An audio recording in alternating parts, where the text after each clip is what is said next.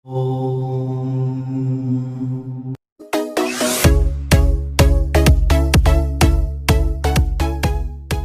मुकुंद आप सबका स्वागत करता हूं हमारे PSRM स्टडी चैनल में। हम लोग आज करने वाले हैं क्लास 10th के सिविक्स से पॉलिटिकल पार्टीज के सेकंड लेक्चर में। हम लोग आज डील करेंगे पॉलिटिकल पार्टी सिस्टम, ठीक है ना। देखिए, हम लोगों ने अपने पिछले वीडियो में पॉलिटिकल पार्टी का मतलब समझा था कि पॉलिटिकल पार्टी लोगों का एक ऐसा ग्रुप है जो मिलके कंटेस्ट करती है इलेक्शन कंटेस्ट करने का मोटिव क्या होता है? पावर गेन करना, पॉलिटिकल पावर गेन करना, गवर्नमेंट फॉर्म करना, ठीक है ना। हर एक पॉलिटिकल पार्टीज के अपने पॉलिसी होते हैं, एजेंडा होते हैं। हर पॉलिटिकल पार्टी लोगों को अपने साथ कनेक्ट करना चाहती है, जोड़ना चाहती है, चाहे वो एज अ मेंबर हो, एज अ फॉलोवर हो। हम लोगों ने मेंबर और फॉलोवर के मीनिंग को भी समझा था कि पॉलिटिकल पार्टी के मेंबर पॉलिटिकल पार्टी के अंदर रजिस्टर्ड होते हैं, ठीक है ना। जो अपने आप को एज अ मेंबर ऑफ़र करते हैं किसी पार्टी के लिए, रजिस्टर्ड करवाते हैं, तो वो कहलाते हैं पॉलिटिकल पार्टी के मेंबर, एक्टिव मेंबर, ठीक है ना। वही हम लोग देखते हैं कि कुछ ऐसे भी लोग होते हैं जो किसी पॉलिटिकल पार्टी के मेंबर तो नहीं होते हैं, but they support the ideology of that political party, they are the follower of that political party, ठीक है ना। उसके बाद हम लोगों ने क्या देखा था? हम लोगों ने देखा कि किसी भी पॉलिटिकल पार्टी के 3 मेजर कंपोनेंट हैं। ओके, कौन कौन से मेजर कंपोनेंट थे? तो सबसे पहले तो उनके लीडर, ठीक है ना। हर एक पॉलिटिकल पार्टी के लीडर्स होते हैं। उसके बाद उनके मेंबर और एक्टिव मेंबर, और उसके बाद फॉलोवर, ठीक है ना। सो पॉलिटिकल पार्टी के हम लोगों ने कंपोनेंट समझे थे। फिर हम लोगों ने पॉलिटिकल पार्टी के इम्पोर्टेंस को समझा था कि पॉलिटिकल पार्टी का क्या इम्पोर्टेंस है। आपको पता है कि पॉलिटिकल पार्टी नहीं होने के कंडीशन में सारे इंडिपेंडेंट कैंडिडेट होंगे, और उस कंडीशन में किसी भी कंट्री को रन करना, किसी भी कंट्री के लिए पॉलिसी फॉर्मेशन थोड़ा सा प्रैक्टिकल नहीं होगा, थोड़ा डिफ़िकल्ट हो जाएगा, ठीक है ना। तो हम लोगों ने पॉलिटिकल पार्टीज़ के फंक्शन भी देखे थे, पॉलिटिकल पार्टी के नेसेसिटीज़ को भी समझा था। आज जो हम लोग करने वाले हैं, हम लोग आज करेंगे पॉलिटिकल पार्टी सिस्टम, ठीक है।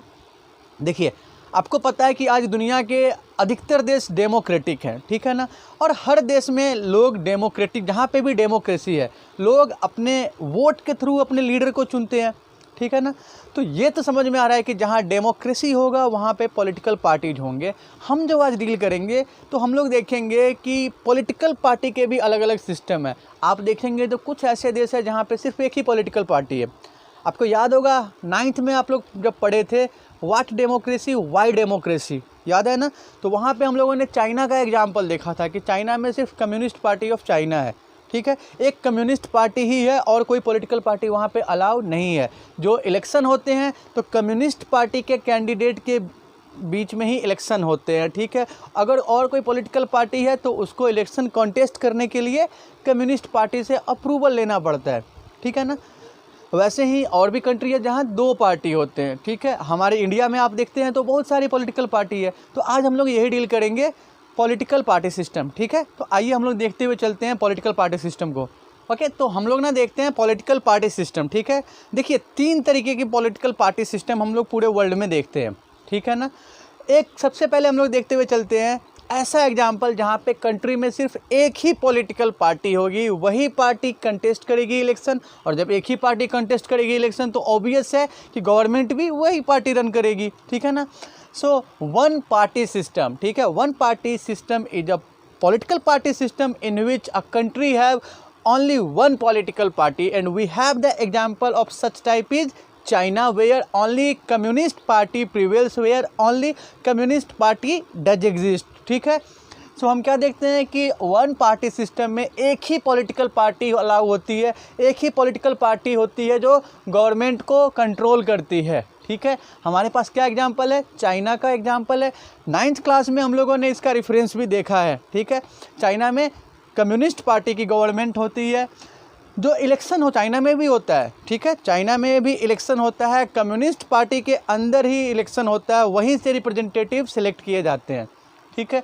उसके बाद हम लोग देखते हैं, देखिए हम लोगों ने क्लास 9th में डिस्कस किया था कि चाइना को हम लोग कम्प्लीटली डेमोक्रेटिक कह सकते हैं या नहीं कह सकते हैं। तो वहाँ आप देख सकते हैं कि और लोगों को, और पार्टी को, जो भी कम्युनिस्ट पार्टी के मेंबर नहीं है, उनको तो राइट टू कंटेस्ट इलेक्शन मिला ही नहीं है, वो इलेक्शन कंटेस्ट नहीं कर सकते हैं। ठीक है, तो ये आपका जजमेंट है। अब आप उस हिसाब से जज कर सकते हैं कि क्या आप चाइना को फुल्ली डेमोक्रेटिक कहते हैं या नहीं कहते हैं। ठीक है, उसके बाद हम लोग देखते हैं टू पार्टी सिस्टम। देखिए, टू पार्टी सिस्टम हम लोग देखते हुए चलते हैं। ऐसे कंट्री होंगे जहाँ पे दो तरह के दो पॉलिटिकल पार्टीज होंगे, यही दोनों पार्टी आपस में कंटेस्ट करेंगे इलेक्शन गवर्नमेंट फॉर्म करने के लिए, यही दो पार्टी में से कोई एक पार्टी गवर्नमेंट फॉर्म करेगी। तो जो पावर है वो इंटरचेंज होता रहता है इन दोनों के बीच में।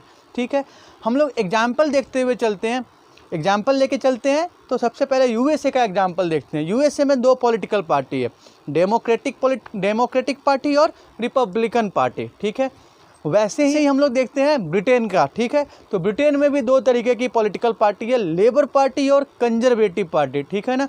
देखिए, 9th में आप लोगों ने हिस्ट्री में पढ़ा था socialism in Europe and Russian revolution. तो वहाँ पे आपने देखा था कि जब यूरोप में सोशलिज्म इमर्ज हुआ था, ठीक है ना, तो वहाँ पे देखिएगा कि ये जो लेबर पार्टी है ये सोशलिस्ट आइडिया के साथ है, जबकि वहाँ पे आपने 9th में लिबरल, सोशलिस्ट और कंजर्वेटिव ये तीन टर्म समझे थे ना। तो जो कंजर्वेटिव पार्टी है और क्या है, लेबर पार्टी है। ब्रिटेन में दो पार्टी है, लेबर पार्टी और कंजर्वेटिव पार्टी। अमेरिका में दो पार्टी है, डेमोक्रेटिक एंड रिपब्लिक। ठीक है ना। तो दो पार्टी सिस्टम में क्या होते हैं, कंट्री में दो पॉलिटिकल पार्टी होते हैं जो आपस में इलेक्शन कॉन्टेस्ट करते हैं, और जो पावर है वो इन्हीं दोनों पॉलिटिकल पार्टी के बीच में इंटरचेंज होता रहता है। ठीक है, उसके बाद हम लोग देखते हैं मल्टी पार्टी सिस्टम। नाम से ही क्लियर है, मल्टी पार्टी सिस्टम मीन्स यहाँ पे बहुत ज़्यादा पॉलिटिकल पार्टीज होंगे। ठीक है, हमारा इंडिया इसका सबसे बढ़िया एग्जाम्पल है।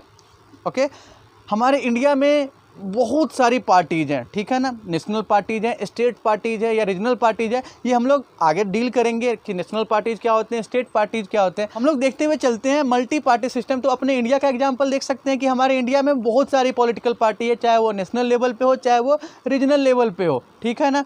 सो multi party system means more than two political parties contest election to gain political party. यहाँ पे एक से ज़्यादा, दो से ज़्यादा पार्टी आपस में इलेक्शन कॉन्टेस्ट करती है। मल्टी पार्टी सिस्टम में आप एक चीज़ देखते हैं कि कई बार क्या होता है, किसी एक पार्टी को क्लियर मैंडेट नहीं मिलता है, इतना वोट नहीं होता है कि वो अकेले अपने दम पे गवर्नमेंट फॉर्म कर सके। तो हम अपने इंडिया के मल्टी पार्टी सिस्टम में एक चीज़ और गौर करते हैं, एक चीज़ नोटिस कर सकते हैं कि हमारे इंडिया के मल्टी पार्टी सिस्टम में कोलिशन गवर्नमेंट हमें बहुत देखने को मिलता है। ठीक है ना। कोलिशन गवर्नमेंट का मतलब कि जब एक पॉलिटिकल पार्टी अपने दम पे गवर्नमेंट नहीं फॉर्म कर सकती है तो दूसरे पार्टी के हेल्प से गवर्नमेंट फॉर्म करती है। ठीक है, तो मल्टी पार्टी सिस्टम का एक आप फ़ायदा देख सकते हैं इंडिया के हिसाब से। आपको पता है कि हमारी कंट्री में डाइवर्सिटी बहुत ज़्यादा है, अलग अलग बेसिस पे, चाहे वो रीजनल हो, लिंगुअल हो, ज्योग्राफिकल हो, कल्चरल हो, डाइवर्सिटी बहुत ज़्यादा है। ठीक है ना। सो मल्टी पार्टी सिस्टम इस डाइवर्सिटी को सेटल करने में हेल्प करता है। ठीक है ना। So multi party system in India allows a variety of interest and opinions to enjoy political representation. तो हम लोग क्या देख रहे हैं कि मेनली तीन तरह के पॉलिटिकल पार्टी सिस्टम होते हैं, one party system, two party system और मल्टी पार्टी सिस्टम। हमने सबके एक एग्जांपल देखे हैं। वन पार्टी सिस्टम का एग्जांपल चाइना है, टू पार्टी सिस्टम का एग्जांपल अमेरिका और ब्रिटेन है, और मल्टी पार्टी सिस्टम का एग्जांपल इंडिया है। ओके, अब हम लोग ना देखते हुए चलते हैं, जैसे हम लोगों ने अभी जिक्र किया है ना कि मल्टी पार्टी सिस्टम में कई बार क्या होता है कि एक पार्टी अपने दम पे गवर्नमेंट फॉर्म नहीं कर सकती है, तो और पार्टी के हेल्प से मिल के गवर्नमेंट फॉर्म करती है। ऐसे गवर्नमेंट को कहते हैं कोलिशन गवर्नमेंट। तो हम लोग ना कोलिशन गवर्नमेंट को समझते हुए चलते हैं। अब कोलिशन क्या होता है, ठीक है ना। देखिए, कोलिशन गवर्नमेंट हम वैसी गवर्नमेंट को कहते हैं जब एक पॉलिटिकल पार्टी को मेजॉरिटी नहीं मिलती है, when one political party is unable to form government itself, it joins with other political party to form government. Okay, और it seeks support from other political party to achieve the required number of seats to form the government. Okay, so that kind of government is known as coalition government. So we can define a coalition government is a government formed by various political parties. ठीक है, example के लिए आप ले सकते हैं, जैसे अपने बिहार में JDU और BJP ये मिल के गवर्नमेंट बना रहे हैं, ठीक है। आप महाराष्ट्र का एग्जाम्पल ले सकते हैं, शिवसेना, NCP और कांग्रेस मिल के गवर्नमेंट बना रहे हैं, तो वो कोलिशन गवर्नमेंट का एग्जाम्पल है, ठीक है। सेंट्रल गवर्नमेंट में भी आप देखते हैं तो जब एक पॉलिटिकल पार्टी को रिक्वायर्ड नंबर ऑफ सीट्स नहीं मिल पाता है तो दूसरे पॉलिटिकल पार्टी के सहयोग से वो गवर्नमेंट बनाते हैं, तो चाहे वो सेंट्रल लेवल पे हो चाहे वो स्टेट लेवल पे हो, कोलिशन गवर्नमेंट कहलाएगा, ठीक है ना। बात सिंपल है, कोलिशन गवर्नमेंट मतलब जब एक से ज़्यादा पॉलिटिकल पार्टी आपस में मिलकर सरकार बनाते हैं उसको गठबंधन सरकार या कोलिशन गवर्नमेंट कहते हैं, ठीक है।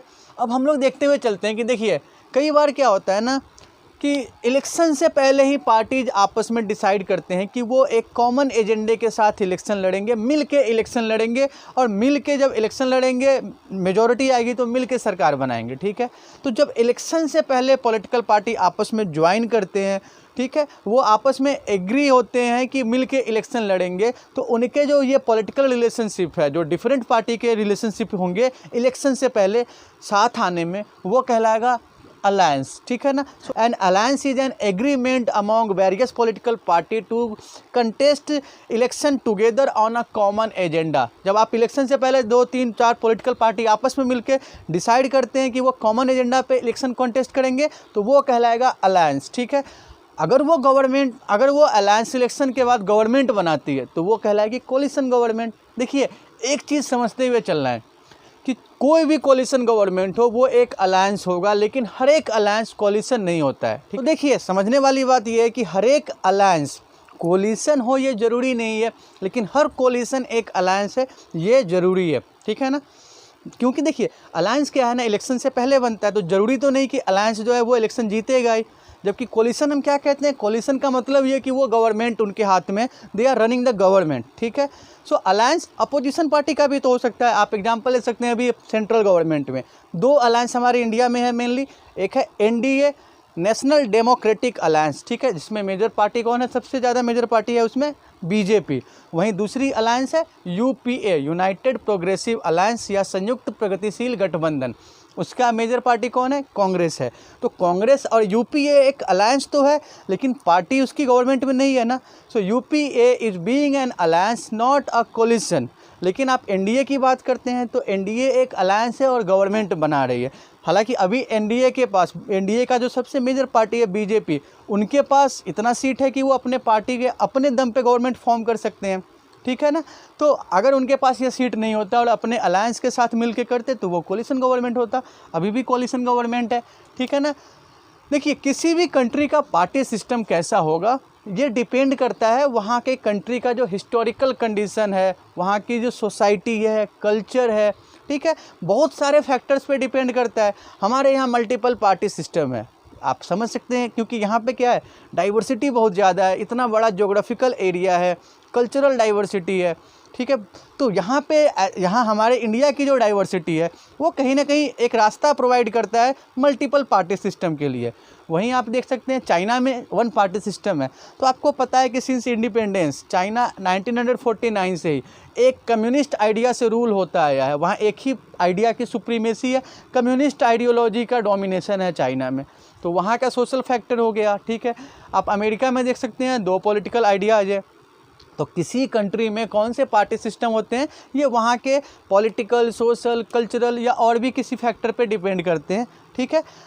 यहाँ पे देखिए कि कोई भी एक पॉलिटिकल पार्टी सिस्टम बेस्ट नहीं कहा जा सकता है, क्योंकि कोई भी पॉलिटिकल पार्टी सिस्टम सभी कंट्री के लिए सूटेबल नहीं हो सकता है, ओके। तो हम लोग आज के वीडियो में क्या देख रहे हैं, हम लोग आज के वीडियो में पॉलिटिकल पार्टी सिस्टम को देखते हुए चल रहे हैं। मैं उम्मीद करता हूं कि आज के वीडियो को आपने काफ़ी अच्छे से समझ लिया होगा, और अगर फिर भी कोई प्रॉब्लम होती है तो आप अपने प्रॉब्लम शेयर कर सकते हैं। स्क्रीन पे फ्लैश हो रहे हैं व्हाट्सअप नंबर पे। और अगर आपको ये वीडियो पसंद आया तो आप प्लीज़ हमारे चैनल को लाइक और सब्सक्राइब करेंगे।